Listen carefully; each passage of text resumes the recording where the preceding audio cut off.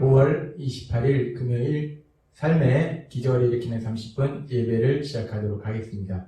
하나님께서 오늘 우리에게 주신 말씀은 사무엘상 15장 17절에서 23절까지 말씀입니다. 이 말씀 제가 봉독하도록 하겠습니다. 사무엘이 이르되 왕이 스스로 작게 여길 그때에 이스라엘 지파의 머리가 되지 아니하셨나이까. 여호와께서 왕에게 기름을 부어 이스라엘 왕을 삼으시고 또 여호와께서 왕을 길로 보내시며 이르시기를 가서 죄인 아말렉 사람을 진멸하되 다 없어지기까지 치라 하셨거늘 어찌하여 왕이 여호와의 목소리를 청종하지 아니하고 탈취하기에만 급하여 여호와께서 악하게 여기시는 일을 행하였나이까.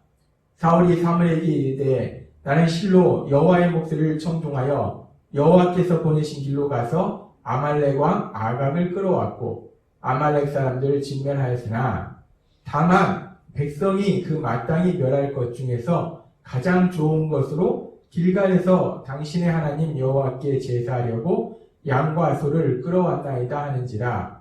사무엘이 이르되 여호와께서 번제와 다른 제사를 그의 목소리를 청종하는 것을 좋아하신 같이 좋아하시겠나이까. 순종이 제사보다 낫고 듣는 것이 순양의 기름보다 나으니 이는 거역하는 것은 점치는 죄와 같고 완고한 것은 사신 우상에게 절하는 죄와 같음이라. 왕이 여호와의 말씀을 버렸으므로 여호와께서도 왕을 버려 왕이 되지 못하게 하셨나이다 하니. 아멘. 오늘도 이 시간 하나님께서 우리에게 주신 말씀을 듣기 전에 잠시 기도하는 시간 갖도록 하겠습니다. 하나님 아버지 감사합니다.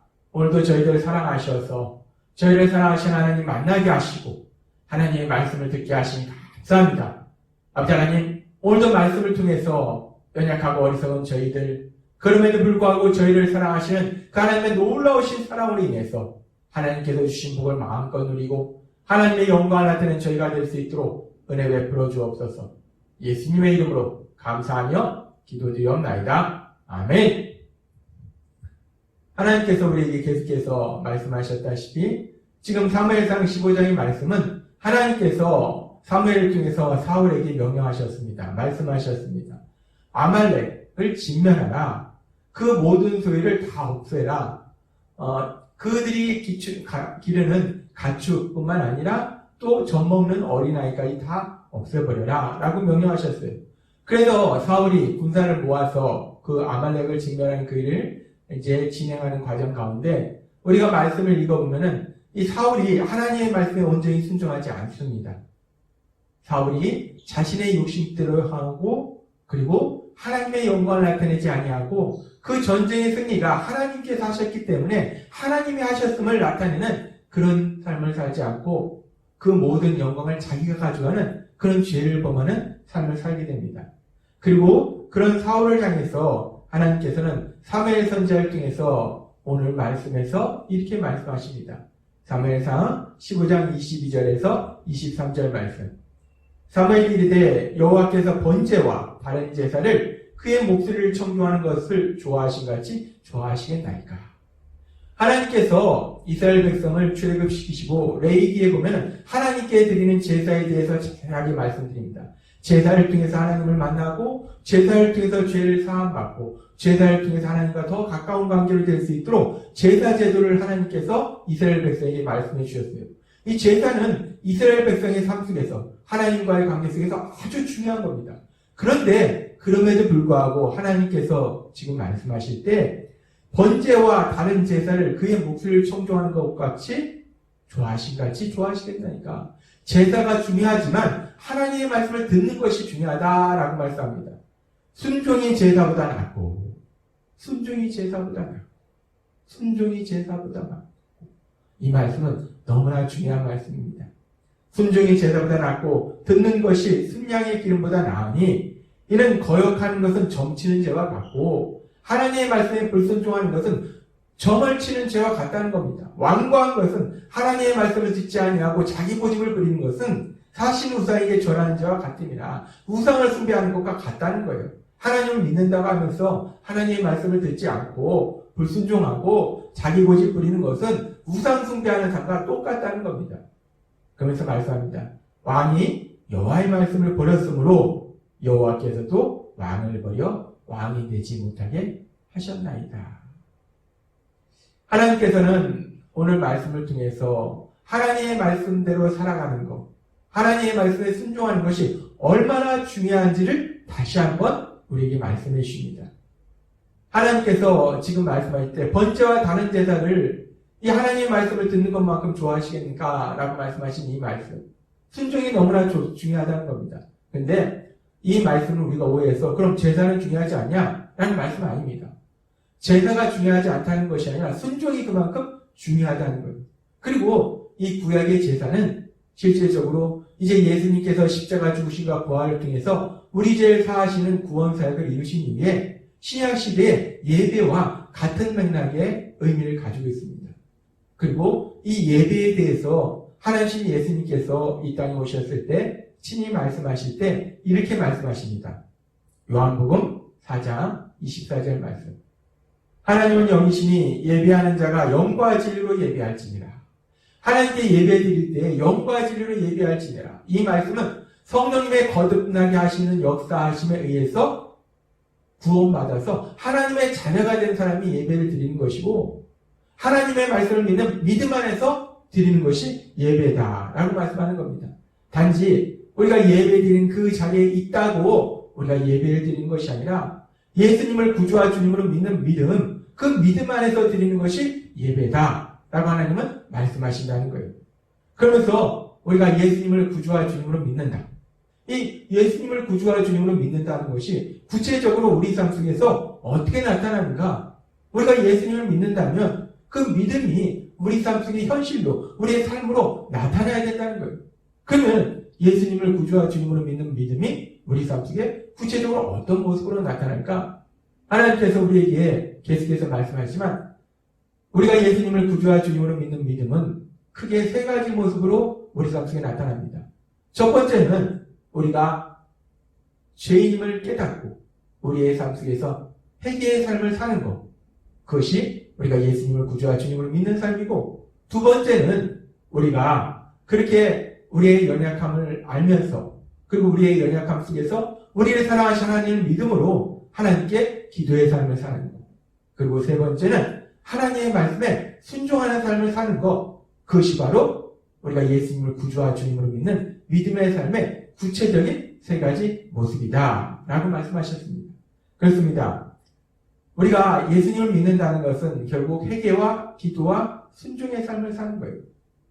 우리가 예수님을 믿는 그 믿음. 그러면서 우리가 구약시대나 신약시대나 하나님께서 중요하게 여기시는 것은 결국 뭐냐면 믿음이라는 겁니다. 믿음을 중요시 여긴다는 거예요. 근데 믿음의 세 가지 모습은 회개와 기도와 순종이라는 거예요.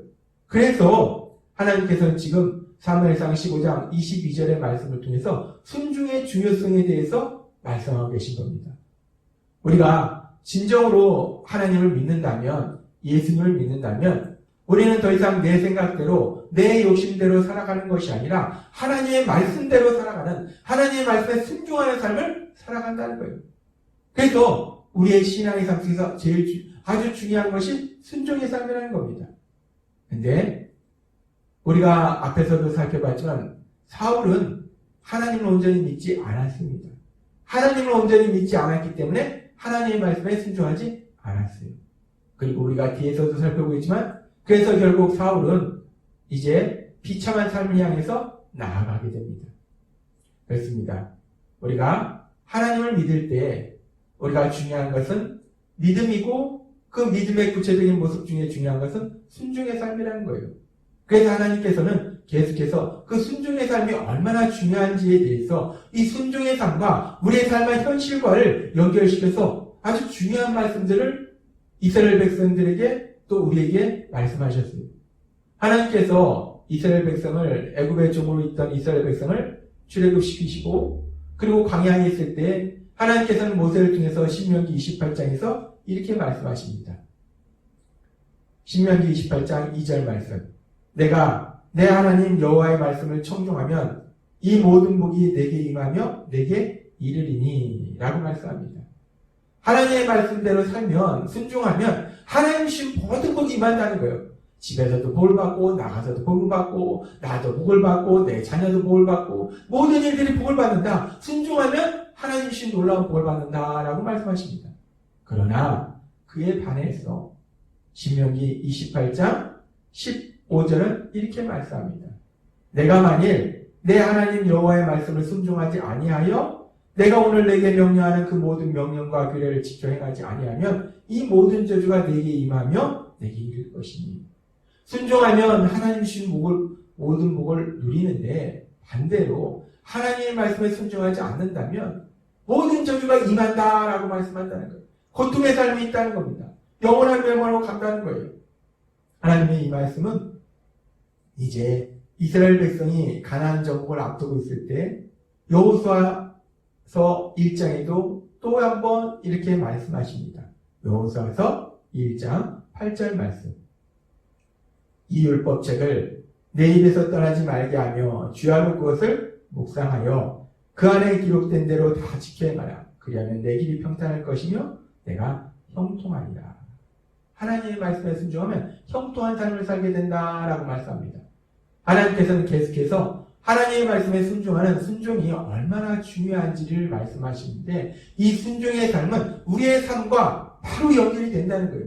우리가 하나님의 말씀에 순종하면 그 어떤 불가능한 상황 속에서도 하나님께서 행하신 그 놀라운 복을 마음껏 누리는데 그런데 우리가 그 하나님 말씀에 불순종하면 삶 속에 고통이 임하고 영원한 멸망으로 갈 수밖에 없다라고 하나님은 말씀하신다는 겁니다. 순종의 삶의 복과 불순종의 삶의 저주에 대해서 하나님은 계속해서 반복적으로 우리에게 말씀하십니다. 그런데 오늘 우리가 사울의 모습을 보면서 욕심으로 인해서 하나님께서 왕으로 세우셨음에도 불구하고 하나님의 말씀에 불순종하는 그 사울, 그래서 결국은 고통과 영원한 멸망으로 달려가는 사울의 삶을 보면서 우리가 참으로 슬픈 것은 우리도 예수님을 믿지만 여전히 연약해서 우리는 가만 놔두면 하나님의 말씀에 순종하는 삶을 살기보다는 우리도 여전히 불순종의 삶을 살 수밖에 없다는 거예요.